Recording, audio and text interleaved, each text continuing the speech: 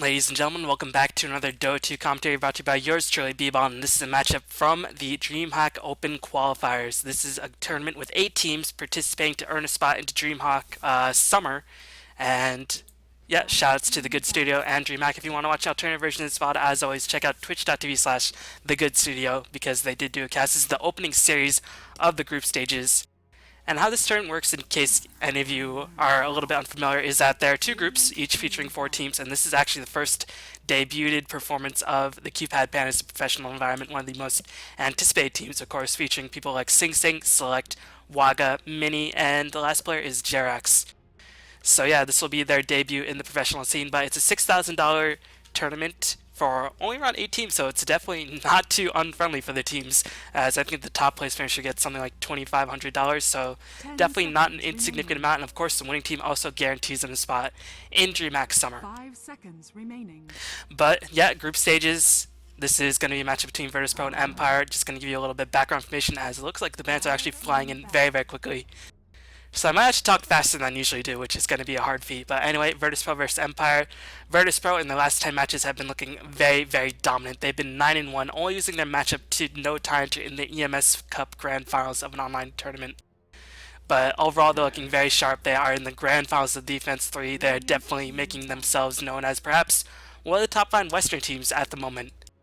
Meanwhile, Empire, despite losing Funnick, who of course was probably their most well-known player along with Scandal and Goldblack, they are doing too shabby. Of course, it's not usually the Empire results that we're seeing in late 2012, but still, they're looking quite strong. They are 7-3 in their last 10 matches, and they have the spot in the Raycall Dota 2 League, or in the playoffs of that series, and in a multitude of other tournaments, as the bans and picks are flying right through.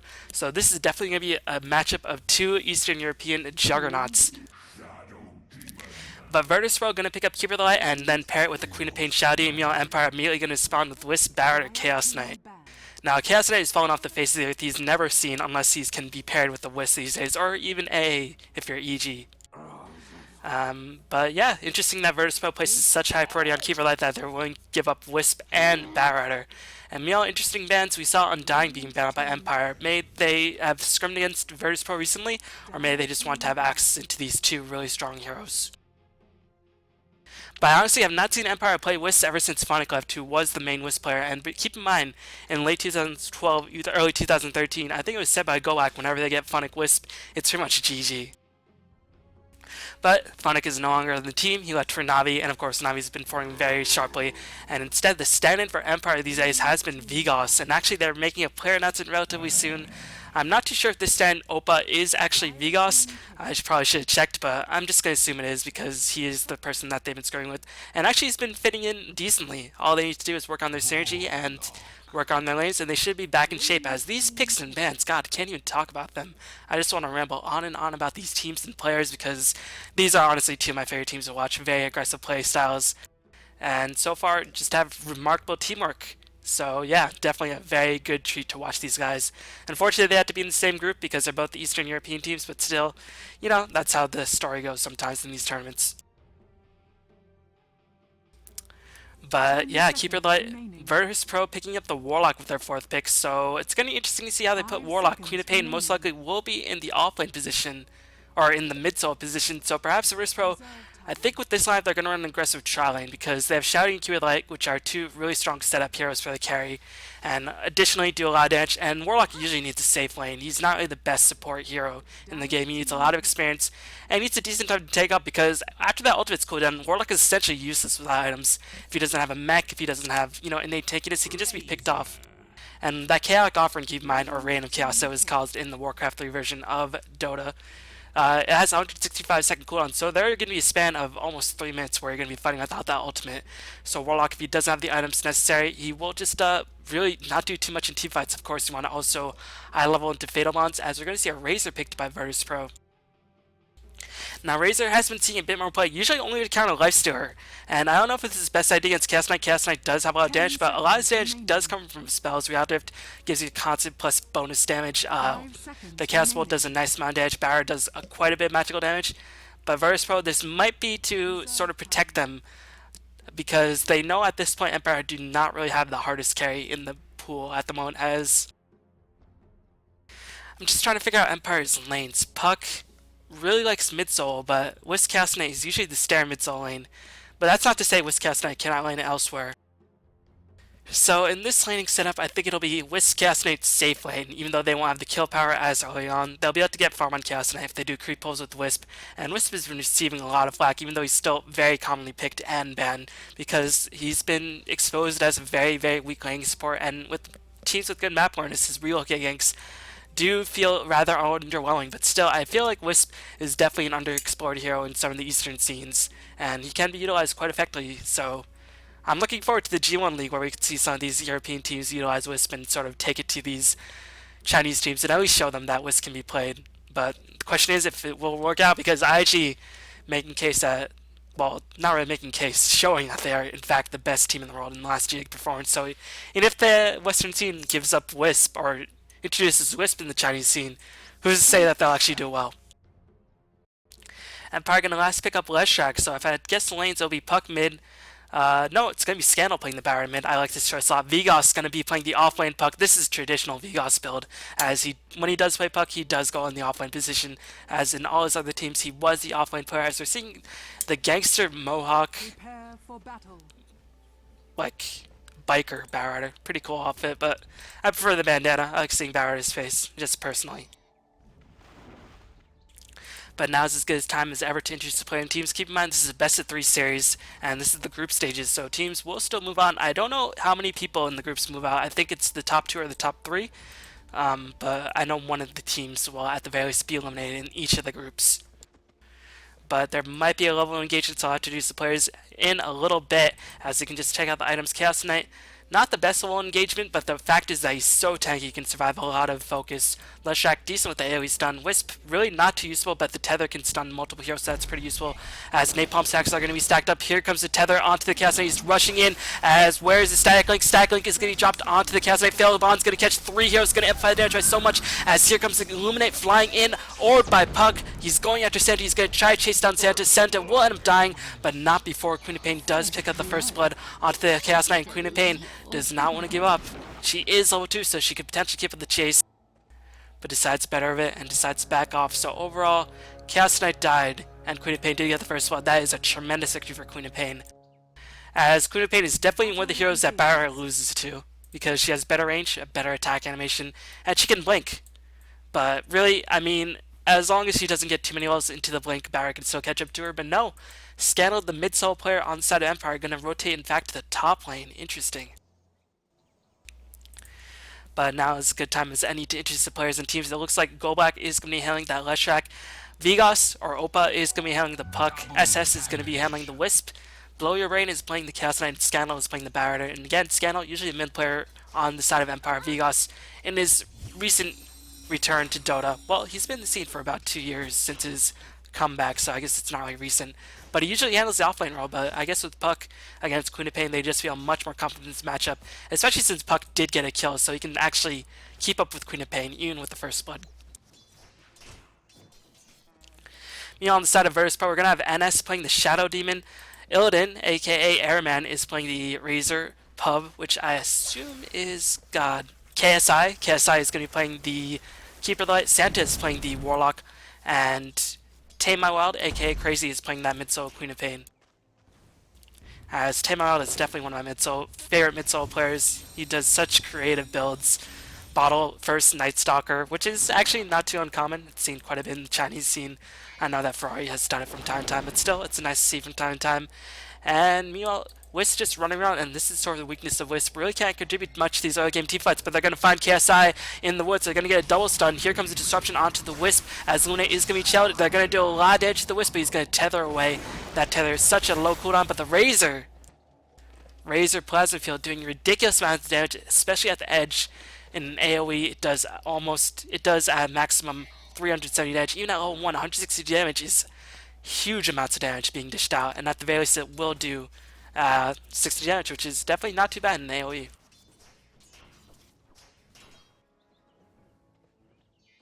But yeah, I just want to talk about Razor a little bit more. Razor, he's an interesting hero in my opinion. He's these days picked up by No Time to counter Lifestealer, because that stack link does go goes through BKB, and he's build's very tanky, so a lot of times he just able to tank up and get a lot of stack link damage. But the fact of the matter is, his stat growth is abysmal.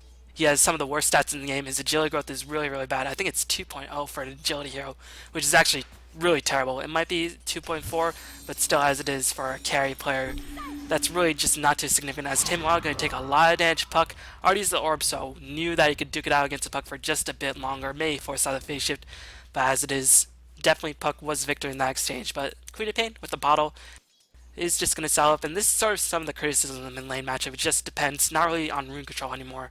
It just depends on who can bottle crow better, and most of the times both teams bottle crow equally well. So mid lane has just become sort of a wash. But I don't know, these Eastern Europeans, I don't know if they like to bottle crow nearly as much. They like to sort of be in the midst of all the action and just really like to take it to everybody. But no, we're going to see Puck start bottle crowing as well. And that'll keep everybody up to full HP. Is this a broken mechanic? I don't know, because the Filipinos have been doing this for years, doing the double bottle crow as well. And it does take away some of the strategy, it takes away some of the pick diversity, but it also opens up heroes in mid lane. If there wasn't bottle crowing in the game, we would never be seeing Night Stalker ever. Otherwise, he'd just be getting slammed. And Night Stalker is personally one of the most exciting heroes in the game to watch. So bottle crow definitely has his advantage. If I had to propose a change, maybe sort of have 2 out of 3 bottle charges would be refilled at the fountain every time, which I think is a fair compromise. I don't think you want to eliminate it from the game altogether. But meanwhile, we're going to see Virtus.Pro Roman and Razor actually sticking with the sports, not bothering to stay in experience range, which is a bit curious, as you can check out the last hits. I forgot to pull down that tab. You can see Barrett at 15-1, as here comes Sagling onto the Chaos Knight again. Oh yeah, I was talking about Razor. Razor solely relies on his link damage. He builds very tank, but I mean, if he does go towards damage, it's usually after something like a pipe and a Vanguard, as NS is going to be caught out. Plasma Field is going to usher away the side of Empire, or at least, very least the Wisp, as Wisp will end up trading his life, but still, Leshak did get the kill.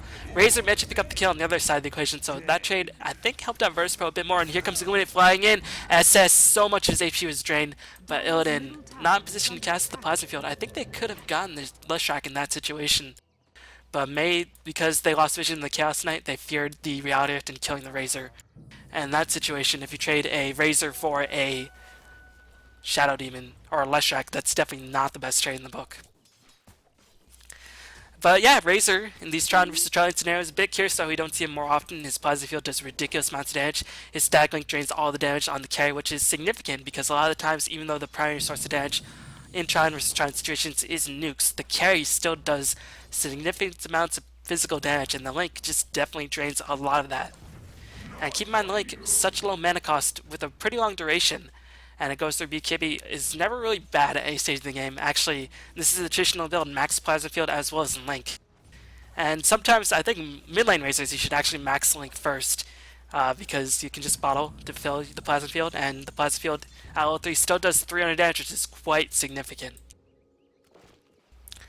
Meanwhile, this top lane, a bit surprised to see Scandal doing as poorly as he has, because I think Varus should have the advantage. Warlock, very immobile hero, but the Magic Stick is just proving to make this very competitive for the Warlock. He can constantly drop the heals, and every time the Night Bombs start to get stacked off, Warlock just backs off and just says, okay, what are you going to do about it? And he's sacrificing a bit of experience, but actually he's ahead of the Batrider, as the Fatal Bouncer has been definitely not proving too well for the Batrider, as I think in the mid lane, where you have a bit more chance to dive in, go for these engagements, and have sort of no juke spots to juke into the trees with these napalm stacks, it's a little bit more favored for the Batrider, but in the off lane where Warlock has a bit more room to maneuver around, it's definitely favoring the Warlock, it seems like, as Tame My Wild gonna get caught out. Here comes the Chaos Bowl, 1 second stun, not the best, but Razor gonna do a significant amount of damage still, as Virtus.Pro is gonna pick off the Wisp, and meanwhile Chaos Knight just getting the heck out of there.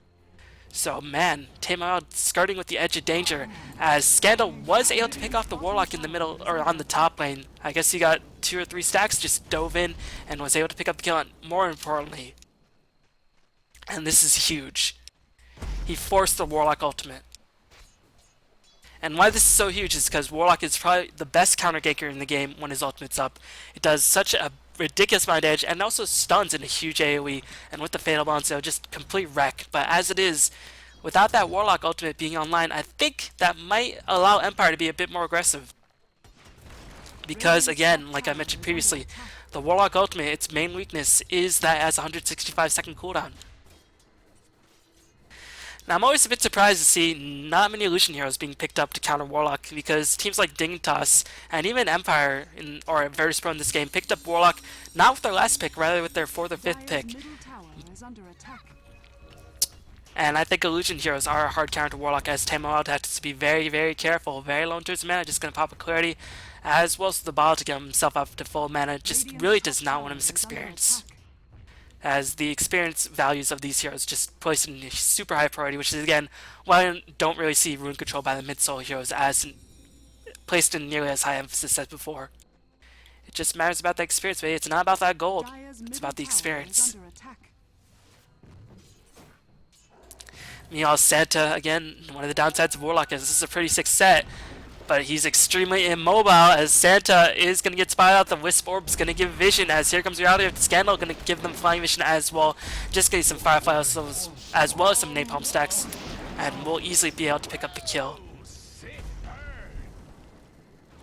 So Empire taking the kill lead 4-3, and Scandal might get himself maybe a 12-minute dagger at this rate, which will definitely be very scary, because it's not the fastest dagger, but at this point he's getting such high levels that it's really significant. I'm just going to see a teleport bomb, Puck already with the Dream Coil in place, and meanwhile the lasso is online. The Firefly not yet cooling down as napalms are being stacked up, but the lasso is going to be brought out first. Here comes the Firefly as Illidan might be able to escape. No, the third stack just going to prove to be Illidan's undoing, and meanwhile Warlock going to teleport back in, but no ultimate online just yet. Tamerlad is forced to rotate in. Scandal trying to rush away, and will he be able to escape? Yes, he will.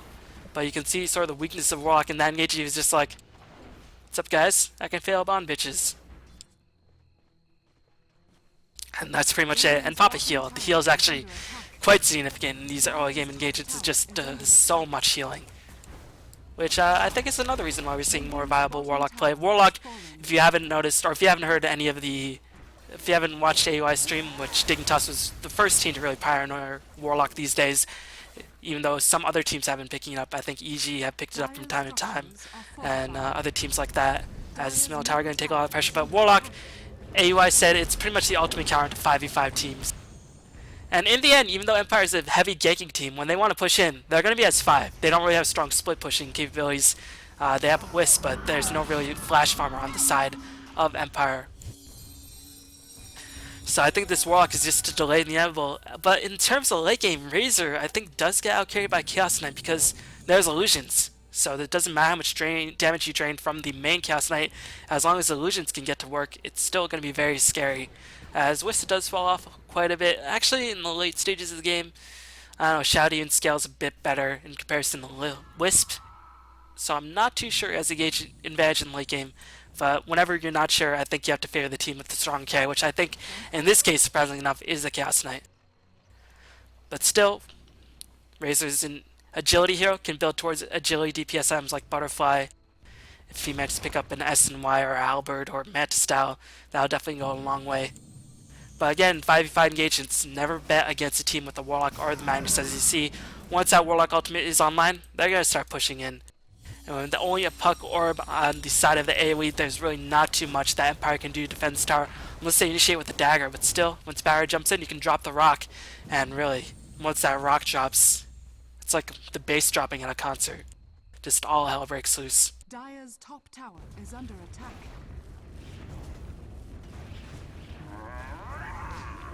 But meanwhile, Empire have something on their own side. They have a Leshrac, and Leshrac, one of those supports who can really just expose the weakness of teams who stay as 5, can just split push down towers, give his team a ridiculous amount of gold very early on. As Virtus.Pro will end up picking up this tower, the glyph has been used. I don't think Empire will try to defend this. This tower is already well in last hit range, and Vigos unable to attempt to deny, as a little bit of damage being stolen. Again, one of the annoying things about Razor, I think once he immediately attaches the link, he should immediately start draining at least 20 damage. Because against blink heroes, you can just sort of blink away. But yeah, 20 damage for a Razor, considering he has such an awkward attack animation, and really, really just terrible stack growths. It's just not a good feeling for him, because he suffers in terms of damage. But Queen of Pain was able to pick off the Wisp on that bottom lane. Tamerlad has been doing quite well 2-0-1, but really not in that impact, as Keeper Light was able to get the tower denied. Puck able to escape, but is going to get caught up with the Queen. Vigas might end up trading his life, as he will end up giving it up, so that is worst case scenario for Vigas right there. As typical Vigas, he get baited in by the tower on low HP, tried to make a spectacular play, but ultimately proved to be his undying, or proved to be his demise. But actually, I shouldn't speak too hard on Vigas. He's actually a very exciting player to watch. And actually, Empire have been going back into their more aggressive roots with Vigas back in the lineup, because it's interesting, because even though people always say Empire is such an aggressive team, whenever I watch their games, they never played aggressive. But I've actually watched a couple of the Vigas games, and they have just been playing super well. Not really as well as they have been playing with Funnick, just because I think the chemistry is lacking. But as they scrim more and really start exploring the talents of Vigas, who just does not care, just dives in with no fear, willingly able to trade up his life for a couple, or for the potential of getting a kill, which risks are rewarded in Dota, as Queen of Pain with the invisibility rune will spot the three heroes, but Vigas has been playing remarkably well on the side of Empire since he's made his return. So, you know, if I faulted him for that mid lane sort of failure right there, he's been making a lot of plays for Empire recently. And I think if they had another stand player, I think Empire's record would be something like 5-5, because Empire is a team that really heavily relies on teamwork. But Vigas has really just been able to step into Funnick's role, and even though he's not as good as Funnick's Clinks, I mean, in all fairness, I think Funnick is probably the better player at this point. But still, I think Empire should be doing just fine, but that's going to be besides the point. As again, the Warlock push is going to come in. They were able to group as 5, but Meal Empire making the smart move, which is just to push down the middle tier 2.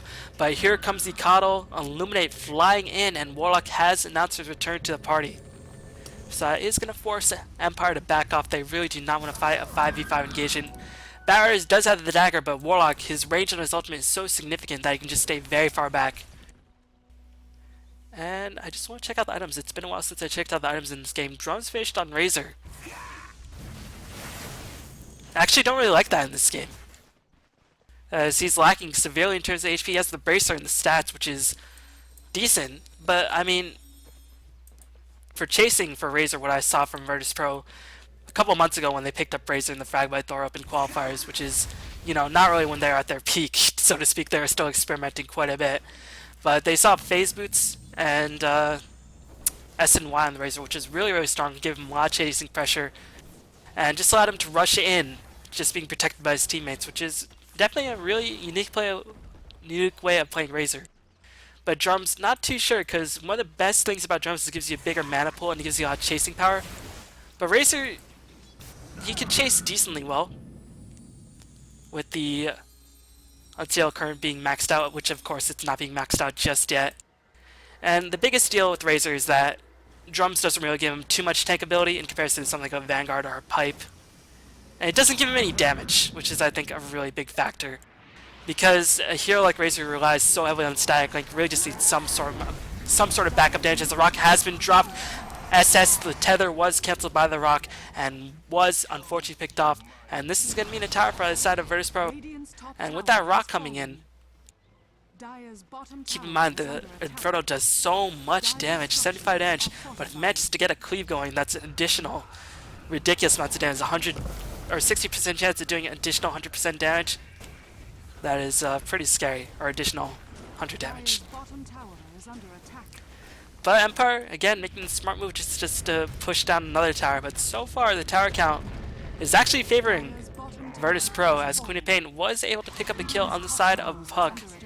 Not too sure what Vigas is doing. I think they might have been trying to go for the Knight, but Empire, the Golem, has faded out, and this might be the opportunity. Barriers, keep in mind, does have the daggers. He's going to blink in, he's going to spy a Warlock with his little eye disruption. Going to get dragged by the barrier, but Meow Link's doing so much damage. Illuminate is going to fly in. But Razor is getting picked off by the reality, and meanwhile Puck is on the approach. Puck did buy back, and they are going to get the stun off. Secure the kill onto the Shadow Demon, and Wisp got the tower denied. That is significant for Empire. As now, again, the weakness of Warlock is his ultimate is cooling down for such a long time. As here comes a Wisp gank. They're going to spy a Keeper of the Light, and Keeper of the Light is going to get the heck out of there. As reality, the tether, so useful, because if there's any other hero in the game besides Wisp with the Chaos Knight in that situation, Keeper of the Light would have been able to teleport out, because reality does not cancel teleport scrolls, but the reality in conjunction with that tether just ensured that Keeper of the Light was not able to retreat safely.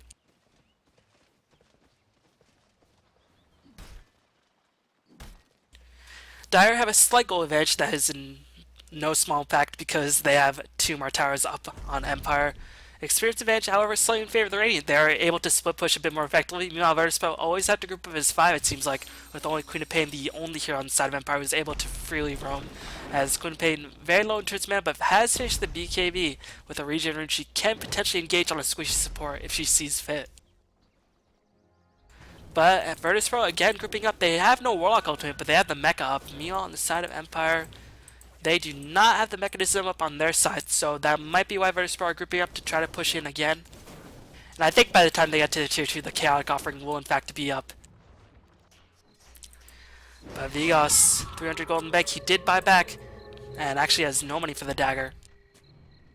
As Vigos 1, 2, and 2, definitely not one of Vigos' better games.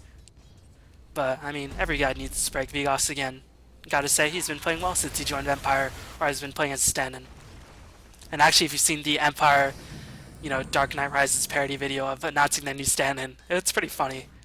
And I think everybody involved, even Navi, who was sort of portrayed as the villainous people, was probably amused. I can't really speak for them, but I'm sure both teams get on reasonably well.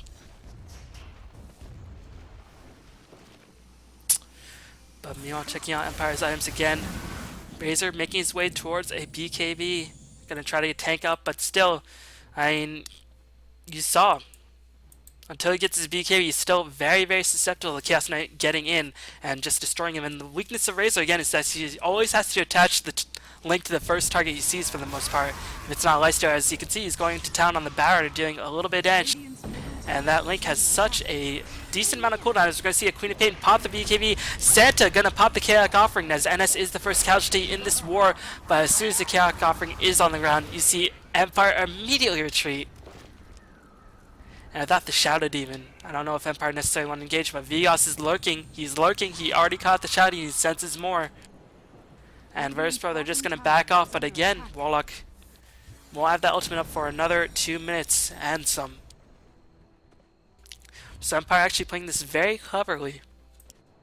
As soon as they see the Rock back, they're just like, screw that, we don't want to fight. They know if they fight against Warlock in this stage of the game where their HP pools are quite low, they will just lose so much advantage. I mean, there will be guaranteed kills coming in left and right, as Illidan will get caught out by the Puck and the Baron, as that's unfortunate for the Razor. But yeah, as soon as the Rock has been dropped in the early stage of the game, it just does so much damage that you can really make up. Can't really fight against it.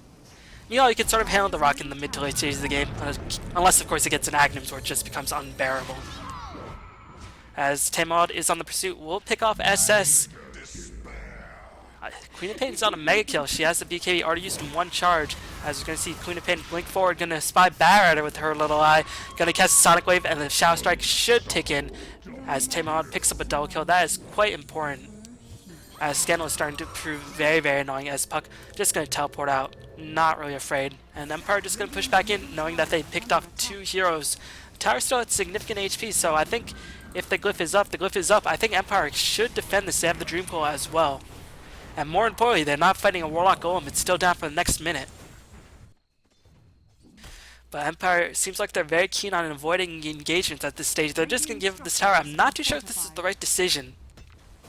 But maybe they think that, like I do, that Razor loses the Chaos Knight in the late stage of the game, but a 3-man coil is going to pop in. Razor gets a tower kill as Vigos is going to try to orb away. Queen of Pain's on the pursuit as the Fail Bond's going to be casted a bit late. And now here comes the Lawyer Brain. The heal is already being popped on Santa as the damage has been drained. How much damage did Razor actually steal? 20 damage. Not the worst thing in the world for the Chaos Knights. He can still engage. But I think they really wanted the Barrier, who just unfortunately for Empire did respawn. But now, the Warlock ultimate's up, and the map is completely open up to the side of Virtus.Pro. They've taken down all the outer towers. They can start farming the jungle. Unfortunately for them, the Warlock ultimate is only at level 1, and it doesn't show any signs of Santa leveling up. Again, some of the downfalls of playing 5-man Dota for most of the game. As you can see, 4 heroes, man, out of the least experienced heroes, the top 5 least experienced, or the bottom 5 in the least experienced heroes, Empire have 4 of them, and that's quite important, even though all the towers have been taken. And I think as Chaos Knight and Barrier start to tank up, this Warlock ultimate level 1 is just going to prove to be more and more ineffective. The Warlock ultimate at this stage doesn't really have that much HP, can actually be focused on rather easily, and Edict does go through that golem piercing quite easily. So Empire, even though they've lost all their outer towers, they got one deny, and they have been able to stay in even in the kill count against a Warlock at this stage in the game. So not looking too bad for them. I think they actually have a slight advantage just because the experience graph favors them so heavily. And yeah, you can see even though Empire having a full 3 towers up, as there's going to be engagement breaking out, NS is going to be caught out as trying to mess with the grass. Meanwhile, Bowder is going to get the last of Warlock ultimate has been dropped yet again. Here comes the Queen of Pain, going to drop the Sonic Wave. Blurbrain is going to get picked off. The Queen of Pain still doing so much work. Meanwhile, Illidan is being healed out by the Warlock, but Puck is going to orb back in, picking up a double kill. Will he go back on the offensive? That is staring Vigos, but now Queen of Pain with double damage and getting stacked up. We'll just have to turn around. It's going to be a 2 for 2, or actually a 2 for 1 against Warlock ultimate, and this is bigger key than anything that I think Empire actually are having a decent go of it, as they were able to pick off the retreating golem as well. And now, man, somehow Leshrac found himself completely caught out of position by the Queen of Pain. Tim Wild is just carrying his team to victory, or keeping his team in this game, because without this Queen of Pain, it would just be a lot different, as we're going to see Scandal playing without any fear whatsoever. Going to get one more napalm stack as Scandal will be forced to retreat. We'll just dagger out of there, and we'll be able to escape without too much harm being done to him.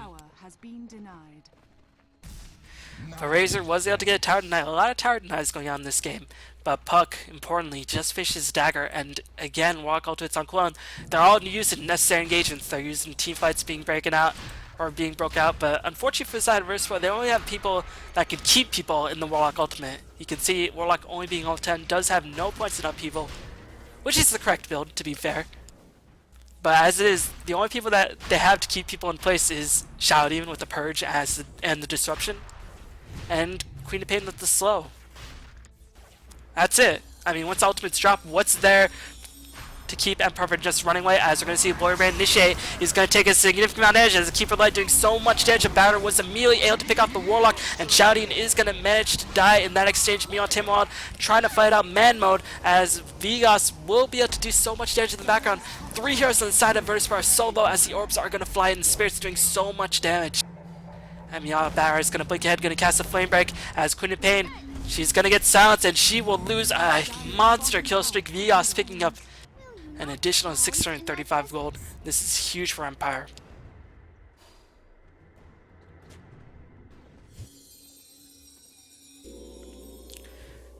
But yeah, Empire looking very, very sharp in this game, as Wisp just going to relocate out to base. I think waiting for the Chaos Knight to respawn so he can take him back with them, saying, "Wisp, phone home." And now they want to look for Roshan. They know the Chaotic Offering is on cooldown. I'm sorry, but Reign of Chaos just sounds so much epic. So much more epic.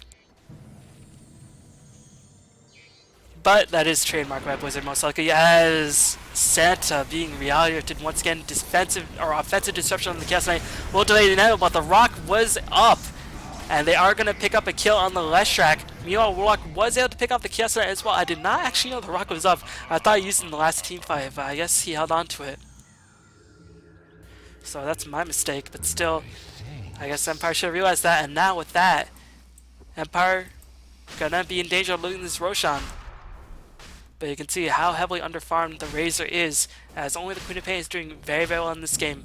Meanwhile, the Empire squad is just really on top of things in terms of levels, as here comes Vigos gonna scout out the Roshan attempt. But without any backup, very very cautious in terms of entering and trying to get an Aegis steal, as they're just going to orb in once again, but no backup whatsoever for Vigos. But still, even the Aegis on Razor, one of the annoying things with Razor is that I think, you know, Stack Link is a funny thing, as even if you die, the Stack Link does still get channeled. But I think if you die with the Stack Link being ended, I do think you lose all your damage. I'm not too sure. I have not seen Razor in quite a bit. But Static Link is one of those few spells that can be channeled fully, no matter there being a Disruption, no matter there being an Astral Imprisonment, no matter there being a BKB. I mean, as long as you're next to the Razor and he has the Link on you, the damage will continue to be drained. Meanwhile, Illidan getting close to the BKB, but he's been working on that for such a long time. This will be very lucky to be a 32-minute BKB at this rate.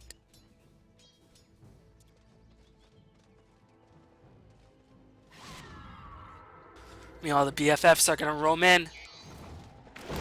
They're gonna go for Tame My Wild. Here comes a 2-second stun. Man, if that was just 1 instance longer, they might have been able to kill the Queen of Pain, but as is, they're gonna relocate back on top of the Queen of Pain. Here comes the Dream Coil by the Puck as the Waning Rift is gonna do a lot of Sonic Wave has been chilled, and now Barra is channeling the lasso in the background. Will be able to pick off the Keeper Light. Meanwhile, Queen of Pain trying to escape. Will she actually be able to escape? No, she does get picked off by the Wisp. Queen of Pain's forced to buy back as Wisp is gonna take a lot of edge, but again, it is only just a Wisp. Meanwhile, Leshrac in the background doing so much damage. Will pick off their King Shadow Demon as meanwhile Razor and Warlock are on the case. Can they pick off the Puck? No, Puck just too mobile, too fast. And you can see whenever the Warlock ultimate's on cooldown, Virtus.Pro always being in danger. But the snipe, I thought Vegas was able to get away for sure, but Queen of Pain able to blink in, get that Screaming Pain in just the right instance. We'll be able to end that mega kill streak on Vegas, so not all went terribly wrong for Virtus.Pro. But still, they're losing in terms of kills, they're losing in terms of experience quite heavily, as I want to check out the experience graph. 5k, not the biggest deal in the world, but every time the Warlock ultimate's down, Virtus.Pro always in danger of being fought, but now the Warlock ultimate's up, and that is just cue for Empire to start firing away as Chaos Knight interestingly just went for ultimate tank items. I think he had 2 bracers, as well as a Hammer of Iron Will, but I guess he sold a bracer to finish the early armlet. But this game, all about fights for the most part. Even though 35 kills in 28 minutes is not the most, teams are not really too keen to farm up too heavily, as Leshrac 2 races as well as Arcane Boots. Barra does have the Force Staff as Scandal's playing very, very solidly, always picking up heroes in the background. Wisp does have the Mechanism as well as 2 braces and Strength Treads. And he has 9 armor, which is always the weakness of Wisp, so Wisp is actually very, very durable, and as long as Wisp and Chaos Knight are able to survive, Wisp can just constantly tether people, get the stuns rolling, can get that overcharge channel to reduce the damage being taken by the hero that is tethered up. It's quite a significant amount of damage that's being negated on the stuns and the damage reduction. You know, Vegas unfortunately did die, but was holding a mega kill streak, so he's actually not too far away from whatever item he's going for next. Might be an Orchid for that Queen of Pain. Probably going to be something like a Hex. But Virtus.Pro, they're going to push in. As time, I think, is running out on the Aegis. It is... No, they have 3 minutes. I think if I were in Virtus.Pro shoes, I'd try to farm with the Agonist, but still, I mean, where can you farm against the Chaos Knight Wisp? That's always the downfalls of playing against him, so... In retrospect, this is probably the correct move by Virtus.Pro, as they're going to see a blink initiation on Warlock. If they can kill Warlock right here, right now, there goes significant amount of damage at the team fight right off the bat, as Keepflight will get picked off. Mechanism is going to use as Warlock going to be stunned in place, did not drop his ultimate, and Warlock is going to fall. There goes a lot of damage potential as Razor's going to respawn with the Aegis up. Does he still have the plus damage? Does he still have the plus damage? No, I guess he lost it. And that is going to be a complete massacre in favor of Empire. As these solid Barra are able to pick off these ridiculously strong teamfight heroes, Warlock, even though he has long range on that Chaotic Offering, not enough to escape the wrath of the Barra. His Scandal with a nice initiation was able to pick off the Warlock. Warlock actually had a couple of openings to drop that rock, but still, I guess Empire was not in the correct position. And I think if he dropped the rock, he would not have been able to catch the Fatal Bonds. As even though he was not stunned for a couple seconds, the stuns were coming in fast and furious if it wasn't a perfect chain stun.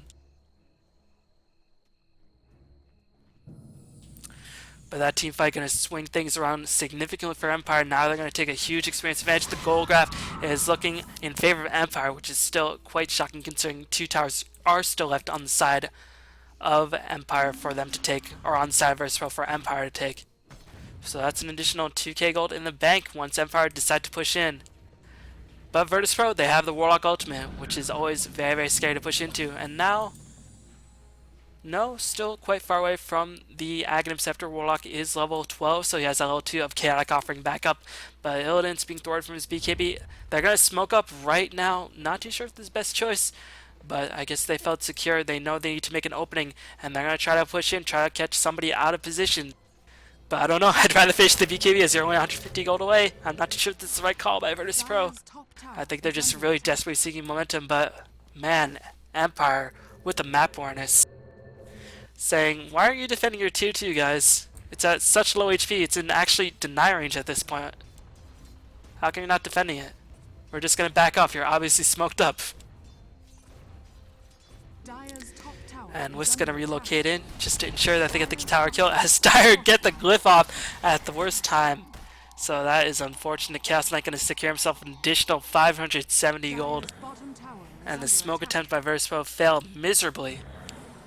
Is this another smoke? This is a second smoke being popped out by Virtus.Pro. They're gonna get a courier, but the courier was used to scout out. And now Empire know not to approach, so that was 200 gold to get themselves.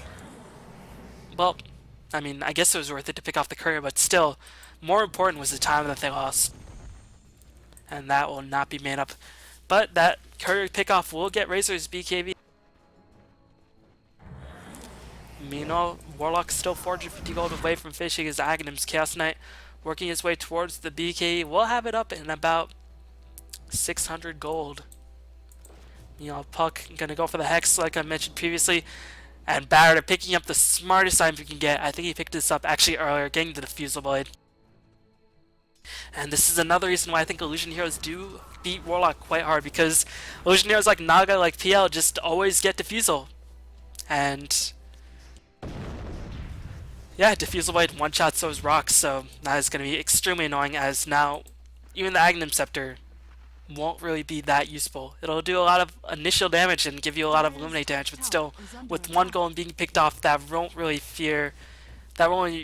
sort of keep Empire dissuade from taking the fight. As we're going to see Pucka save, Tamwild is on the offensive. He's going to pop his BKB. What timing of BKB was that? That was 6 seconds, so it's going to be up relatively soon. Actually, that was a 5 seconds because that has a 55-second cooldown. As Miel SS is going to get purged up, and here comes the Rock, as the Rock has been dropped, but immediately going to get bursted down by the Diffusal Blade. BKB is going to be a pop by Tamwild, but he has nothing to link. He's going to get dragged by the Barrier, and Empire looking so strong in this team fight. Going to pick off Santa, and Illidan will be the next target of the focus of Empire. Sonic Wave was casted by the Queen of Pain, as KSI will get picked off as well, and GG's are called by Virtus.Pro. This was completely over. Once they saw the Fusel Blade back up on Barrett, which I don't think they saw for a bit. Maybe they did, as Barrett has a lot of gold in the bank. But they knew, even with the Warlock Ultimate being casted, in the first instance of the BKB being channeled, they lost that team fight, getting no kills in that exchange. The game was over. So this is how you play against Warlock, guys. Get Diffusal Blade and split push, never avoiding those 5v5 engagements. Because with the Warlock, again, the downfall of Warlock is that you always have to be grouped up as 5. And keep in mind, Empire versus Dignitas is quite a big rivalry. And Dignitas are the ones who used Warlock to great effect against Empire, so I'm sure Empire had actually probably exclusively practiced against Warlock for quite a bit. So yeah, Virtus.Pro, unfortunately, they've been playing a strategy that Empire probably played against innumerable amounts of times. But as it is, Virtus.Pro gonna drop this first game in this best of 3 series, and Empire gonna take game 1 in rather decisive fashion, entering in 35 minutes. Even though the game was looking a bit dicey, I never really felt like Empire lost control. They were always making the right moves. Whenever Virtus.Pro grouped up, they were split pushing with Leshak. Leshak, such a useful hero in this game. I can't really understate the importance of Golak's pick in this choice. I think Golak just completely outdrafted NS in this game, as Razor is cute, but honestly, he's not reliable. He's just really unreliable carry. I think Razor needs some stats buff very, very desperately. But yeah, Empire playing very, very strong. Vigos, died once or twice. They got a lot of tower denies. Both teams got a lot of tower denies, but as it finishes, Empire gonna go to game 2 with a 1-0 lead, and they might take the first match of the Dreamhack Open and secure themselves a very, very good spot in their group stages moving forward into the bracket. But I'll be back very, very soon with game 2, so thanks for watching, and I'll see you next time. Peace.